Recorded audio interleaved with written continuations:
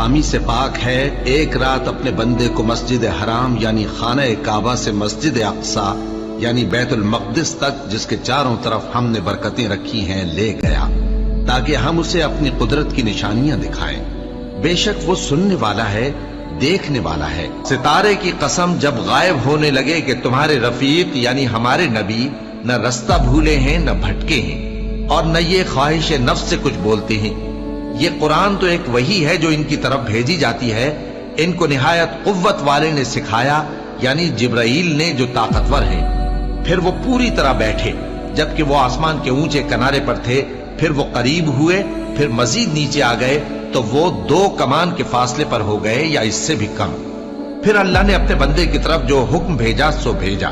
جو کچھ انہوں نے دیکھا ان کے دل نے اس کو جھوٹ نہ جانا۔ کیا جو کچھ وہ دیکھتے ہیں تم اس میں ان سے جھگڑتے ہو؟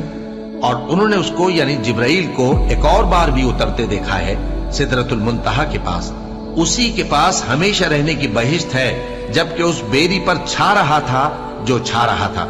ان کی آنکھ نہ تو اور طرف مائل ہوئی اور نہ حد سے آگے بڑھی۔ انہوں نے اپنے پروردگار کی قدرت کی بہت ہی بڑی بڑی نشانیاں دیکھی۔